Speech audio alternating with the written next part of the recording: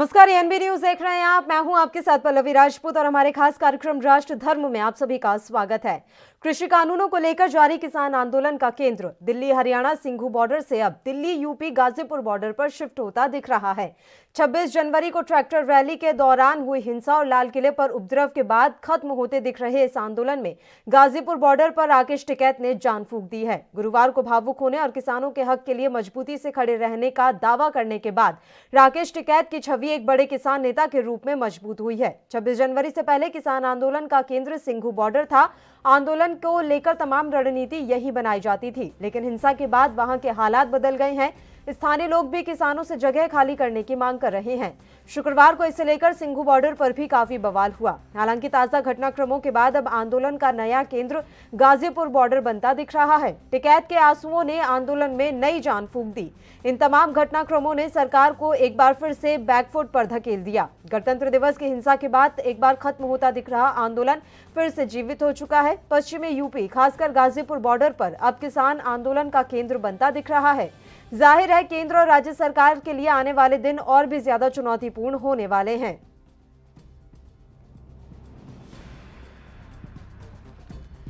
तो खत्म होता आंदोलन एक बार फिर से खड़ा होता हुआ नजर आ रहा है। सिंघू बॉर्डर से गाजीपुर बॉर्डर अब किसान आंदोलन का नया केंद्र होता हुआ दिख रहा है। किसान आंदोलन का पूरा भूगोल यहां पर बदलता हुआ नजर आ रहा है। हालांकि गाजीपुर बॉर्डर पर जैसा कि आप तस्वीरों में देख रहे हैं, भारी संख्या में पुलिस बल समेत जो है तैनाती की गई है। तमाम एसएसबी के जवान भी यहां पर मौजूद हैं और पूरी तरह से अलर्ट मोड पर यहां पर जो चीजें हैं वो साफ तौर पर नजर आ रही हैं। गाजीपुर बॉर्डर की ये तस्वीरें इस समय आप देख रहे हैं। आपको बता दें कि किसान आंदोलन पूरी तरह से खत्म होता हुआ नजर आ रहा था, लेकिन एक बार फिर से ये आंदोलन मजबूती के साथ खड़ा होता हुआ दिख रहा है।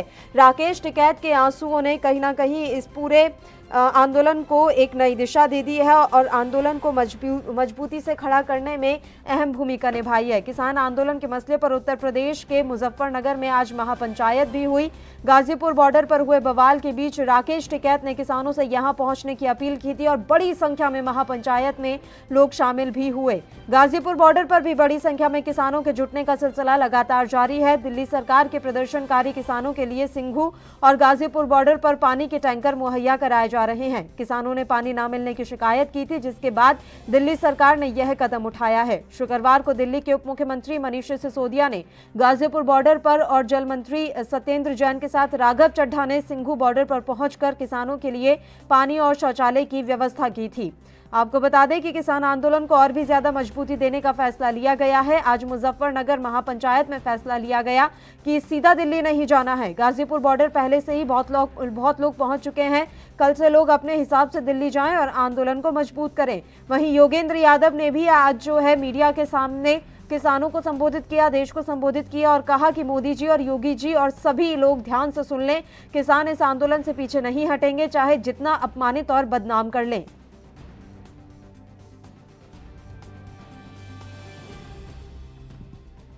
वहीं हरियाणा सरकार ने तुरंत प्रभाव से अंबाला, यमुनानगर, कुरुक्षेत्र, करनाल, कैथल, पानीपत, हिसार, जींद, रोहतक, भिवानी, चरखी दादरी समेत कई जिलों में इंटरनेट सेवाओं को 30 जनवरी 2021 शाम 5 बजे तक के लिए बंद करने का निर्णय ले लिया है। लगातार आंदोलन जिस तरह से मजबूती के साथ खड़ा हो रहा है, हरियाणा सरकार की भी मुश्किलें बढ़ती हुई नजर आ रही हैं। वहीं मुजफ्फरनगर महापंचायत में आम आदमी पार्टी के नेता संजय सिंह ने कहा कि 26 जनवरी को 2 वीडियो मिल गई। 72 घंटे से आंदोलन को उखाड़ने का खेल खेला जा रहा है। मैं दिल्ली से केजरीवाल का ये संदेश लेकर आया हूं।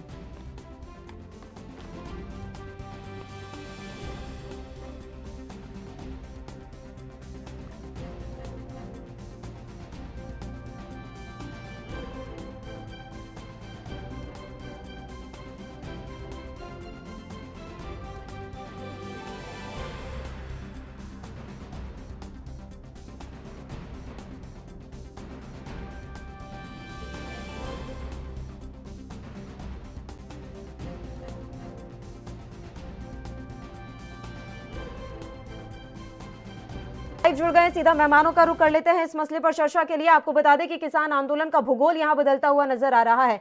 सीधा मेहमानों का रुख कर लेते हैं। 2 मेहमान जुड़े हुए हैं लाइव, रत्नाकर सिंह जी जो कि कांग्रेस से हैं, इसके अलावा उदय लोहरी जी भारतीय जनता पार्टी से। दोनों ही मेहमानों का बहुत बहुत स्वागत है एएनबी न्यूज पर। रत्नाकर जी, आपके पास पहले आना चाहेंगे। किसान आंदोलन को कांग्रेस भी समर्थन देती हुई नजर आ रही है। हालांकि पहले किसानों ने साफ तौर पर इनकार कर दिया था कि किसी राजनीतिक दल का हमें समर्थन नहीं चाहिए, लेकिन अब तो खुलकर जो है राजनीतिक पार्टियां मैदान में उतरती हुई नजर आ रही हैं। देखिए, अगर कोई राजनीतिक पार्टी है भारतीय जनता पार्टी, अगर वो किसानों के आंदोलन को दबाना चाहती है, कुचलना चाहती है, तो यह लाजमी है कि दूसरी पार्टियां जो विपक्ष में बैठी हुई हैं वो किसानों को समर्थन जरूर देंगी। भारतीय जनता पार्टी जो ये कह रही थी कि मैं खुले दिल से बात करेंगे हम लोग और किसानों के साथ कोई अन्याय नहीं होगा, आज उनका चरित्र एकदम से सामने आ गया। यह भारतीय जनता पार्टी और मोदी सरकार का ही काम है कि वह किसानों के ऊपर एनआईए जांच कराती है, किसानों के ऊपर देशद्रोह का मुकदमा दायर करती है, किसान नेताओं के ऊपर, विपक्ष के नेताओं के ऊपर देशद्रोह का मुकदमा दायर करती है। तो आप समझ सकती हैं, एक तरफ तो वो आके कहते हैं कि हम खुले दिल से और किसानों का स्वागत है, हम बात करेंगे, लेकिन वहीं पे दूसरी तरफ ये दमनकारी नीति अपनाते हैं। रात के चुपके से लाइट काटते हैं, वहां पे किसान जो सोए हुए हैं लाठीचार्ज करते हैं, पानी का कनेक्शन काटते हैं। तो आप समझ जाइए कि यह कितनी दमनकारी नीति अपना चुके हैं किसानों के प्रति, लेकिन ये समझ नहीं पा रहे हैं कि किसान जो वहां बैठे हैं वह दृढ़ निश्चयी है। एक किसान के आंसू ने जन सैलाब ला दिया। कल आप देख ली होंगी टीवी पे और वीडियो के माध्यम से ही कि लाखों की संख्या में पूरे रात में यह जो किसान आंदोलन का ये लोग प्रिडिक्शन कर रहे थे कि ये खत्म हो जाएगा, वह किसान आंदोलन ओवरनाइट फिर से और उससे बड़ी मजबूती के साथ खड़ा हुआ है। अब ऐसा लग रहा है कि यह जो किसान किसी भी परिस्थिति में पीछे हटने वाले नहीं है, क्योंकि मोदी सरकार अपनी जितनी भी फोर्स थी वहां पे पहुंचाई थी और उन्होंने उसको दमन करने की साजिश रची गई, लेकिन किसानों का हुजूम देख के और किसानों का हौसला देख के ये पूरी तरह से पीछे हट गए और किसान आज भी मजबूती के साथ वहां बैठे हैं, खड़े हैं और अपनी मांगों को उन पे अडिग है। ठीक है, उदय जी आपके पास आएंगे। आप किस तरह से देख रहे हैं? ऐसा मान लिया जाए कि किसानों के आगे अब एक बार फिर से योगी जी और मोदी जी की मुश्किलें बढ़ती दिख रही हैं। सबसे पहले तो मैं बहन पल्लवी आपको मैं धन्यवाद करना चाहती हूँ और मैं एबीपी चैनल को भी धन्यवाद देना चाहता हूँ। कम से कम सरकार की आवाज जनता तक पहुंचे। सर मैं थोड़ा सा करेक्ट करूंगी, एएनबी न्यूज नेशनल है हमारे चैनल का नाम, तो आप एएनबी को धन्यवाद कीजिए कि आप हमारे साथ जुड़े हैं तमाम चर्चा के लिए। और उदय जी, मेरी सीधी सी बस मैं आपसे प्रतिक्रिया चाह रही हूं, क्या मान लिया जाए अब किसानों के आगे आप झुक जाएंगे, योगी जी और मोदी जी? इसमें बहन जी झुकने की कोई बात नहीं है। हमने 10 बार कोशिश की किसानों से वार्ता करने की। हम लोगों ने 3 बार 3 कानून बनाए। कानूनों के लिए हमने बराबर कोशिश की कि अगर उसमें कोई सुधार करना है तो आप हमसे वार्ता करें, लेकिन किसानों की हठ धर्मता, लेकिन वो किसान नहीं है, वो कांग्रेस के और उनके द्वारा प्रायोजित अन्य दलों के लोग हैं जो किसान आंदोलन का रूप दे रहे हैं, लेकिन उनका काम है केवल सरकार के लिए गए निर्णय जनता के हित में उनको वापस लिया जाए। उसमें सुधार अगर कोई है, कोई आपको करना है, वैसे सारे जो कानून बनाए हैं वो जनता के हित में और किसान के हित में बनाए गए हैं। किसानों को अपनी फसल का उचित मूल्य मिले, लेकिन उनका तो एक हठधर्मता है। कांग्रेस ये चाहती है कि इसी तरह मोदी की सरकार को फेल किया जाए और फेल करने के लिए उनको कोई तरीका नहीं मिला तो बस सपोर्ट करके, फंडिंग करके किसी तरह सड़क पे बैठा दिया। पूरे देश के किसानों को ये अगर हम लोग दमनकारी कोई काम करते हैं, आज तक नहीं किया, जबकि देखो कितना पुलिस को और प्रशासन को कितना उत्पीड़न किया। ये कांग्रेस की साजिश है। इसी तरह मोदी का विरोध तो कर नहीं पा रहे, क्योंकि जनता के हित में हमेशा फैसले लिए जा रहे, किसानों के हित में फैसले लिए गए। अगर किसी कोई सुधार करना है तो हम लोग 10 बार बैठक कर चुके और आगे भी बैठक करने को तैयार हैं। ठीक है, यानी कि एक बार फिर से वार्ता की लेकिन टेबल पर दोनों पक्ष नजर आएंगे। उदय जी, ऐसी हम उम्मीद कर सकते हैं। रत्नाकर जी, क्या लग रहा है आपको कि एक बार फिर से शांतिपूर्वक दोनों पक्षों के बीच बैठक हो पाएगी, क्योंकि अब तो तलवारें खिंची हुई हैं दोनों ही तरफ से? देखिए, एक तरफ भारतीय जनता पार्टी बैठकों में किसान की बातों को सुनने आ रही हूँ का, उदय जी, आपके उनके पास आ रही हूँ। एक बार रत्नाकर जी की बात कंप्लीट हो जाए, मैं तुरंत आपके पास ही आ रही हूँ। बोलिए रत्नाकर जी। देखिए, भारतीय जनता पार्टी एक तरफ किसानों से बैठकों का एक ड्रामा रच रही है। एक ड्रामे के तहत जो उनको बुलाया जा रहा है और बैठक पे बैठक किया जा रहा है। अगर कहीं भी अगर इनकी राजनीतिक दृढ़ इच्छा शक्ति होती तो इस काले कानून को वापस ले लिया गया होता। और क्यों वापस ले लिया गया था, उसका एक बहुत ही रीजनेबल कारण है। कारण यह है कि जब ये काले कानून को इनके ही सहयोगी दल जब ये नहीं समझ पाए कि ये किसान हित में है और ये इनसे अलग हो गए, मतलब उनको कहीं न कहीं लगा कि ये काला कानून जो है किसानों के हित में नहीं है और ये सरकार को समझाना भी चाहे लेकिन सरकार नहीं समझ पाई, तो वो इनसे अलग हो गए। अकाली दल को ही ले लीजिए, इनके नेता वीरेंद्र सिंह को ले लीजिए जो इस काले कानून के खिलाफ बोलते हैं, तो इनके नेता और इनके दल जो घटक दल हैं वही इनसे अलग हो जा रहे हैं इस काले कानून के परिप्रेक्ष्य में। तो आप समझ सकती हैं कि ये काला कानून जो है ये पूरी तरह से किसानों के लिए हित में नहीं है। दूसरी बात मैं ये कहना चाहता हूं कि आज ही हमारे राहुल गांधी जी ने कहा है कि जिस तरह से दमनकारी नीति अपना रही है मोदी सरकार, जिस तरह से एक तरफ एनआईए की जांच करा रही है, किसान नेताओं के ऊपर देशद्रोह का चार्ज लगा रही है और वहीं पे दूसरी तरह ये वार्ता का रास्ता खोल रही है। एक तरफ तो आप वार्ता कर रहे हैं, दूसरी तरफ आप प्रधानमंत्री जी मन की बात में कहते हैं कि यह किसान कानून जो ये कृषि बिल जो है बहुत अच्छा है, इसको वापस नहीं लिया जाएगा। तो ये दोहरा चरित्र क्यों, वह दोहरा ड्रामा क्यों? अगर ये किसान बिल सही है और आप 10 वार्ता में समझा नहीं पाए इसको, मतलब कहीं न कहीं आप ये अंबानी और अडानी के हित की बात देख रहे हैं, किसानों के हित की बात नहीं देख रहे हैं। अगर ये सही होता तो किसान आज लाखों की संख्या में 2 महीना से ऊपर हो गया सिंधु बॉर्डर पे, गाजीपुर बॉर्डर पे टिके हुए हैं, तो कहीं न कहीं यह किसानों के हित के लिए अगर रहता तो वो इतनी बड़ी मात्रा में, इतनी बड़ी संख्या में वहां पे आके आंदोलन नहीं करते। तो यह किसान के हित में नहीं है, इसको समझना नहीं चाहा। दोनों में फर्क है सर, समझा नहीं पाए या समझना नहीं चाहा।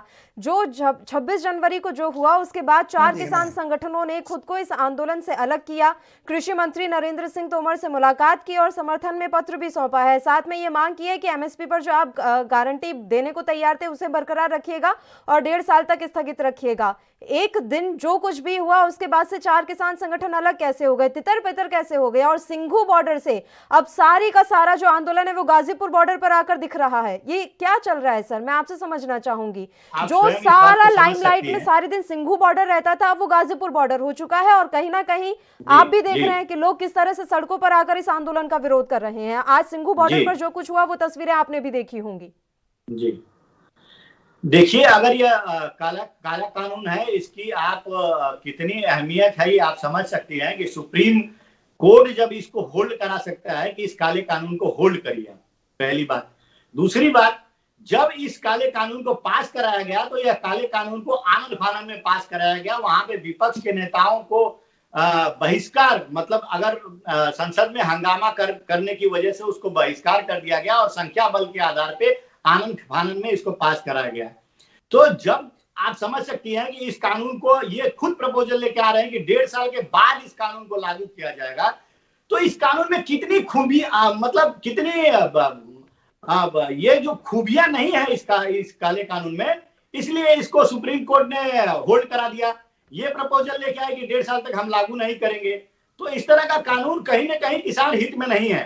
और रही बात गाजीपुर बॉर्डर की, तो मैं आपको बता दूं कि उत्तर प्रदेश की तानाशाही सरकार, योगी सरकार जो है, यह अपने प्रदेश में जो उत्तर प्रदेश के बॉर्डर पे जो किसान बैठे हैं, उन किसानों का आंदोलन खत्म करने के लिए यह सरकारी फरमान जारी करते हैं।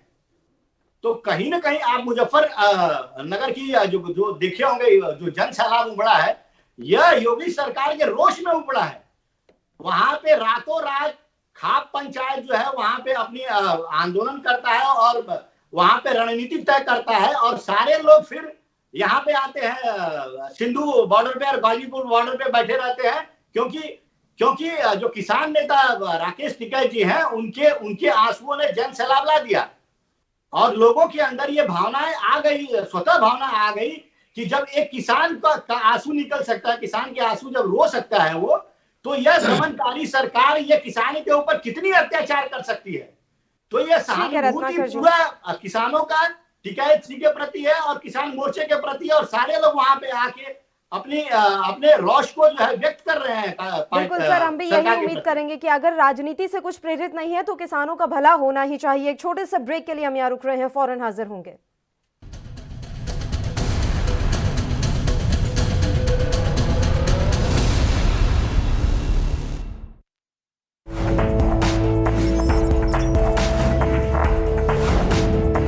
कम ब्रेक और ज्यादा खबरों के साथ देखिए ANP news in channel number पर। क्या आप दुबले पतले कमजोर हैं, आपकी सेहत नहीं बनती, भूख कम लगती है, वजन नहीं बढ़ता? दरअसल मेन बात खाना पीना खाना नहीं है, मेन बात है खाया पिया लगना। और अगर खाया पिया लगेगा ही नहीं तो सेहत बनेगी कैसे? इसलिए हमारी संस्था सन्यासी आयुर्वेदा ने एक ऐसी दवा बनाई है जो कि आपके पाचन तंत्र को, आपके लीवर सिस्टम को ठीक करने का काम करती है, ताकि आप जो भी खाएं उसका पूरे का पूरा निचोड़ आपके शरीर को लगे, आपकी भूख बढ़े, खाया पिया सही से लगे, नया खून बने, हड्डियों में जान आए, वजन बढ़े, ताकत बढ़े, चेहरे पर नूर आए और आप मोटे तगड़े खूबसूरत पर्सनैलिटी के मालिक बन जाएं। यह दवा पूरी तरह से आयुर्वेदिक होती है। इसका शरीर पर कोई भी साइड इफेक्ट, कोई भी नुकसान या दुष्प्रभाव नहीं होता।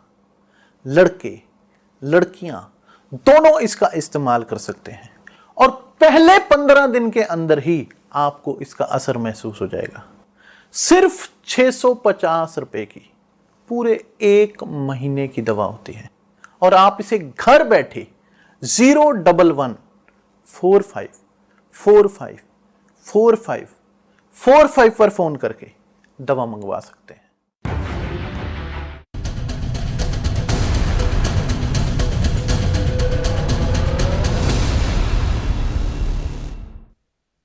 ब्रेक के बाद एक बार फिर से आप सभी का स्वागत है। 3 कृषि कानूनों के विरोध में चल रहा किसान आंदोलन एक बार फिर से मजबूती के साथ उठ खड़ा हुआ है और गाजीपुर बॉर्डर पर किसानों के आने का सिलसिला एक बार फिर से शुरू हो चुका है। दोनों ही मेहमान लगातार लाइव हमारे साथ जुड़े हुए हैं, उनका रुख कर लेते हैं। उदय जी, आपके पास आना चाहेंगे सर।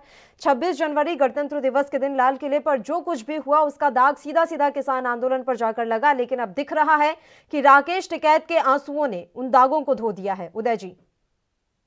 बहन जी, ये तथाकथित किसान है, ये प्रायोजित किसान है और इन लोगों ने इतना बड़ा देशद्रोही का काम किया है कि भारत का तिरंगा झंडा को हटा करके उसका अपमान करके और मतलब छवि धूमिल की 26 जनवरी को। और उसके बाद विपक्ष की पार्टियों ने, कांग्रेस और उसके साथी दलों ने आज तक देश में पहली बार राष्ट्रपति जी के अभिभाषण का बहिष्कार किया, उसका अपमान किया। देश का अपमान है ये। 26 जनवरी के दिन, गणतंत्र दिवस के दिन ऐसा काला दिवस इन लोगों ने किया कि हमारी छवि पूरे विश्व में खराब हुई है। और ये किसान के रूप में ये सब तथाकथित कांग्रेसी और उनसे मिले हुए लोग हैं। ये मोदी जी का अच्छी बातें हजम नहीं कर पा रहे और किसानों के लिए जो कानून बनाए गए हैं, हम बराबर बार बार अभी भी हम तैयार हैं बात टेबल पर बात करने के लिए। इन लोगों ने 10 बार बात की, लेकिन लास्ट में यही हुआ कि हाँ, कानून रद्द किया जाए। भाई, अगर कुछ गलत है तो उसके लिए आप उसमें सुधार करवा सकते हो, और वो भी अगर लगे कि हाँ सुधार लायक है। लेकिन वो तीनों कानून किसानों के सशक्तिकरण के लिए है, किसानों को मजबूती प्रदान करेगा।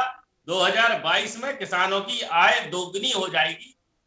लेकिन इतना बड़ा कोरोना काल चला, कैसे देश को हैंडल किया।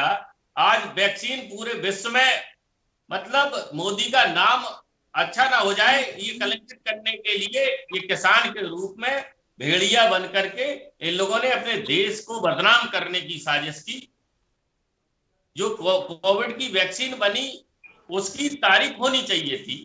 26 जनवरी पे इतना कलंकित काम किया है कि भारत के तिरंगे झंडे का अपमान किया। हम इस आपके माध्यम से पूरे देश को ये बताना चाहते हैं कि ये लोग फड़फड़ा रहे हैं कि नहीं, तो आप कार्रवाई कीजिए ना उन लोगों पर जिन्होंने ये सब किया है, उन पर आप कार्रवाई कीजिए। मुझे बस ये बताइए कि जो कृषि कानून खराब था उसका लाल किले पर जो घटना हुई उससे क्या लेना देना सर? कृषि कानून पहले भी उन लोगों के लिए खराब था, वो अभी भी है। मांग उनकी पहले भी यही थी कि इन कानूनों को रद्द कीजिए, मांग अभी भी वही है। कार्रवाई बहन जी कानून के हिसाब से होगी और कानून अपना काम कर रहा है और इसीलिए वो लोग रो रहे हैं। ये रो के काम नहीं चलेगा। आप देश को कलंकित करेंगे, उसके बाद में आप चैनल पे आकर के रोएंगे। इसके लिए कानून अपना काम करेगा। हम लोग द्वेष भावना से कोई काम नहीं करते। अगर कानून के दायरे में जो जो लोग दोषी पाए जाएंगे उनके ऊपर कठोर से कठोर कार्रवाई की जाएगी और कानून अपना काम कर रहा है। ठीक है रत्नाकर जी, मंद मंद मुस्कुरा रहे हैं आप, लगता है कि कुछ सोच रहे हैं। आपकी पार्टी पर घूम फिर कर बात आ रही है जी, बताइए। देखिए ये जो उदय जी कह रहे हैं कि कानून अपनी कार्रवाई करेगी और उनको चिन्हित किया जाएगा, तो मैं इनको ये बता दूं कि भारतीय जनता पार्टी का यह चरित्र रहा है कि यह किसी भी आंदोलन को कुचलने का हर संभव प्रयास करती है, चाहे उसमें फूट डालने की बात हो, चाहे अपने आदमियों को भेजकर वहां पे दंगा कराने की बात हो। मैं आपको उदाहरण दे देता हूँ। बोल लेने दीजिए, मैंने आपको बोला नहीं है। अगर बोल लेने दीजिए, बोलने के बाद आपके हर बात का जवाब दूंगा उदय जी। जरा मुझे बोल लेने दीजिए, दूरता करते हो, बोल लेने दीजिए। आप पूरी बात ठीक है उदय जी, एक बार बात कंप्लीट हो जाने दीजिए रत्नाकर जी की, मैं तुरंत आपके पास लौट रही हूं। बोलिए। ठीक है बहन। देखिए अभी आपको याद होगा कि जेएनयू में उस लड़की ने जो वहां पे छात्र आंदोलन कर रहे थे कि एक लड़की ने पूरे अपने गैंग के साथ वहां पे गई और लाठी डंडे के साथ सबको वहां पे पिटाई की। उस लड़की का क्या हुआ? कहीं पे उसको अपराधी घोषित किया गया, कहीं पे उस पर कार्रवाई की गई? नहीं किया गया। एनआरसी में यही कपिल मिश्रा पुलिस के सामने भड़काऊ भाषण देते हैं, उनके ऊपर क्या कार्रवाई की गई? कुछ कार्रवाई नहीं की गई, बल्कि उल्टा उनको Z+ की सुरक्षा दे दी गई। तो इसी तरह से यह दीप सिद्धू जो है ये मुख्य कल्प्रिट है। यह किसान नेता नहीं है या किसानों ने उनके साथ कभी भी मंच साझा नहीं किया है। इस तरह के दीप सिद्धू के जैसे लोगों को प्रायोजित करके भारतीय जनता पार्टी कुछ गिने चुने इनके गैंग के लोगों को वहां पे लाल किले के अंदर पहुंचाती है, दूसरे रास्ते से पहुंचाती है और वहां पे झंडा फहराती है। कोई किसान नेता दिखा क्या वहां पे झंडा फहराते हुए? अगर इनको इतनी ही जांच करानी है और कार्रवाई करनी है तो दीप सिद्धू के ऊपर अभी तक कार्रवाई क्यों नहीं हुई? दीप सिद्धू को अभी तक गिरफ्तार क्यों नहीं किया गया? उसका कारण यह है कि दीप सिद्धू भारतीय जनता पार्टी के नेताओं के वरदहस्त हैं। यह प्रधानमंत्री जी के साथ बैठ के फोटो खिंचाते हैं और अमित शाह गृह मंत्री जी के साथ बैठ के मीटिंग करते हैं। सनी देओल जी जो सांसद हैं उनके साथ वो उनको बेटा बताते हैं। तो कहीं ना कहीं इस तरह के लोगों को इस आंदोलन में पहुंचाना और आंदोलन को अराजक रूप देना यह इनकी मंशा रही है। यह पूरी कोशिश की है कि इस तरह के आंदोलन को जो है खत्म कर दिया जाए, लेकिन इनकी मंशा पकड़ी गई। देश ने देखा है कि यह किस तरह से दीप सिद्धू इस आंदोलन को डीरेल करने का कोशिश किया है। राकेश टिकैत जी के आंसुओं की कीमत इनको चुकानी पड़ेगी। और किसान जो वहां पे जन सैलाब दूसरे दिन पहुंच गया, यह पूरी कोशिश की है कि गाजीपुर बॉर्डर पे, सिंधु बॉर्डर पे किसानों को अपने पुलिस वालों को वहां पे भेजकर और दमन किया जाए, वहां से हटा दिया जाए। इन्होंने बिजली काटी, रात को लाठीचार्ज किया और वहां पे जो वैन थे टॉयलेट वाले वो सब हटा दिए। तो आप समझ सकती हैं कि यह कितनी निरंकुश सरकार है जो किसानों के ऊपर अत्याचार कर रही है। और अब खुल के प्रेस कॉन्फ्रेंस करते हो और उसके बाद में कहते हो कि हम ये आंदोलन खत्म नहीं होने देंगे, किसानों के हित में आपने निर्णय क्यों ले लिया? देखिए, हमने किसानों के हित में जो कानून बनाए हैं वो कानून आप भी चाहते थे कि ऐसा हो जाए, लेकिन आप में इच्छा शक्ति नहीं थी। हम लोगों ने कानून किसानों के हित में बनाए तो आपको लगा कि ये अधिकार सिर्फ भारतीय जनता पार्टी कैसे कर सकती है किसी का भला। 70 साल कांग्रेस पार्टी, मैं बोलूं, 50 साल आपकी पार्टी ने शासन 2 मिनट देंगे तो मैं आपकी बात का जवाब देता हूं। चला गया। पहली बार किसानों के हित में कोई कानून बना है, किसानों को दोगुनी आय करने की सोच रखी गई है। 2022 में किसान खुशहाल होगा। पहली बार ये कानून तो बना है, ये बात तो आपने सही कही सर। हित और अहित अभी कोई डिसाइड नहीं कर पा रहा है, क्योंकि अगर इतना ही हित वाला ये कानून होता तो इस तरह के बवाल हमारा देश नहीं देख रहा होता। तो ये मत डिसाइड कीजिए कि ये हित वाला कानून है कि अहितकारी कानून है। ये बात आप सही कह रहे हैं कि ऐसा कानून पहली बार बना है, कितना बड़ा बवाल इस कानून के पीछे हो रहा है पूरे देश भर में। बवाल कराने की अब कानून था एनआरसी, अब एनआरसी को लेकर के बवाल चला, 3 महीने चला, 4 महीने चला। ऐसे ही इसको बना, मतलब टारगेट किया जा रहा है कि किसी तरह मोदी जी के अच्छे निर्णय को किसी तरह निष्फल किया जाए। ठीक है, समय की कमी है। रत्नाकर जी, आपसे आखिरी कमेंट चाहूंगे इस मसले पर जल्दी से सर। देखिए, इस कानून की जो ये खूबियां गिना रहे थे, शायद इनको कानून के बारे में जानकारी नहीं होगी। मैं आपको बता दूं कि काले कानून में जो यह काले कानून को बनाया गया है, आज ही श्री राहुल गांधी जी का प्रेस कॉन्फ्रेंस हुआ, उसमें काले कानून की सारी कमियों को बता दिया गया। पहली चीज, ये भंडारण की जो छूट दी गई है, उस भंडारण में क्या किसान 86% किसान के पास सिर्फ 3 एकड़ की जमीनें हैं, तो वो क्या लाखों टन का भंडारण करेगा? नहीं, यह सिर्फ कानून बनाया गया अडानी और अंबानी जैसे लोगों के लिए, जो लाखों टन खरीद के और भंडारण करेंगे, और जब उसका दाम बढ़ जाएगा तो कालाबाजारी करेंगे। और दूसरी चीज सुन लीजिए, मैं आपकी बातों का जवाब दे रहा हूं अभी।